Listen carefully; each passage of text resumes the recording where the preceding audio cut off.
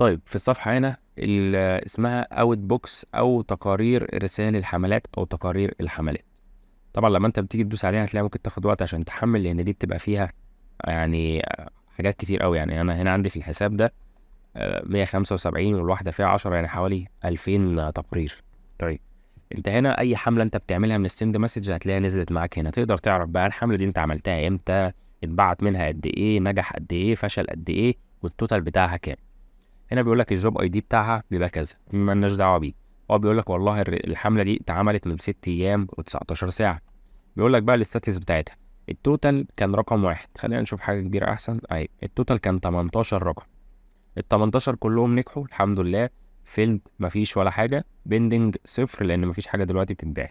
لكن لو الحمله شغاله حاليا هتلاقي بيندنج دي ايه، عماله تعد. يقول لك والله بيندنج 20 رقم، بعد كده 18، بعد كده 15، ويقعد ينزل بقى. وكل ما بيندنج دي تقل يا اما دي هتزيد يا اما دي هتزيد على حسب.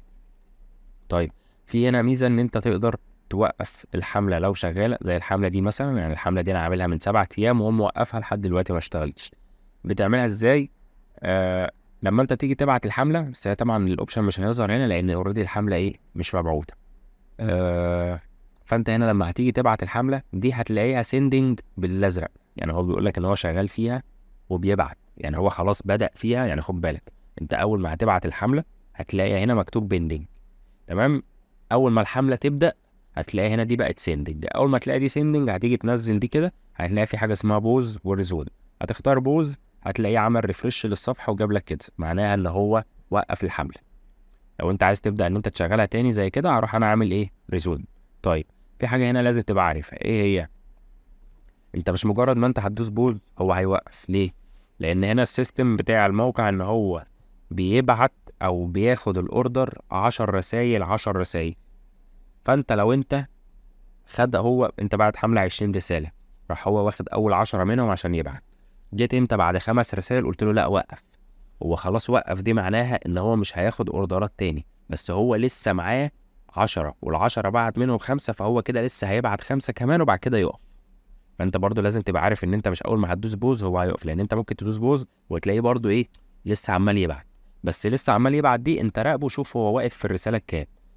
فانت هنا لو انت جيت خدت بالك في الحمله اللي هي اوريدي واقفه اهي، هتلاقيه وقفت عند 10. فمن الاخر هو هيقف عند 10 او 20 او 30 او 40 او 50، يعني هو هيقف عند العشرات، لكن مش هتلاقيه وقف عند الثمانية والسبعة والكلام ده. فانت لو باعت 20 رسالة يبقى انت لو دوست بوز، شوف بقى انت لو دوست بوز بعد الحملة بعد الرسالة ال 15 هو كده مش هيقف، لان هو كده هيقف عند ال 20. فانت بتشوف انت وقفته فين وقربه الاقرب 10 بالكبير هتلاقيه وقف عندها، وتقدر زي ما احنا قلنا ان انت تكمل الحملة في اي وقت. تمام. بس لو انت حابب مثلا تشوف تفاصيل الحمله دي تقدر ان انت تدوس كليكتين على اي حاجه هيجيبها لك. هيقول لك والله السندر ده الرقم بتاعك اللي على الموقع اللي هيبعت اهو، الرقم اللي احنا هنبعت له اهو، محتوى الرساله اهي، اهلا بيك كذا كذا معاك مش عارف مين. لو في ميديا فايل او لو انت رافع صوره او حاجه هتلاقي اللينك بتاعها هنا، هتلاقي يقول لك يس او نو. حاليا ما بقاش خلاص في زراير في الواتساب، فدي كده كده على طول هتبقى نو. السكيدول اللي هي الوقت بتاعها كان امتى، هيقول لك والله كانت مبعوثه في كذا. الاستاتس بتاع او الحاله بتاعتها سنت ان هي ايه، اتبعتت بنجاح. طب لو انت حابب ان انت تعمل اكسبورت شيت اكسل فيه تقارير الحملات بتاعتك، اول حاجه هنا تقدر ان انت تعمل ريسند للرسائل الفاشله. اي رساله جت عندك فيل تقدر تدوس على الزرار ده، هو هيحاول معاهم تاني. الرسائل بتفشل لاسباب كتير، ممكن تكون انت كاتب رقم التليفون غلط، او الرقم ده مش عليه واتساب. تقدر ان انت تعمل فلتر للحاجات اللي ظاهره قدامك دي، تقول انا مش عايز يظهر قدامي غير الحاجات اللي انا بعتها، او مش عايز يظهر غير الحاجات اللي هتتباعت، او مش عايز يظهر غير الحاجات اللي هي فشلت. طيب تقدر برضو نفس الكلام في الاكسبورت، تقدر تقول له حط لي في شيت اكسل كل الارقام اللي نجحت وانا عرفت ابعتها، او حط لي في شيت كل الارقام اللي انا فشلت وما عرفتش ابعتها، او حط لي شيت فيه كل الارقام والحملات. تقدر برضو في نفس الحوار تقدر تمسح مره واحده كل الارقام اللي فشلت او كل الحملات اللي فشلت او كل الحملات اللي اتبعتت وهكذا.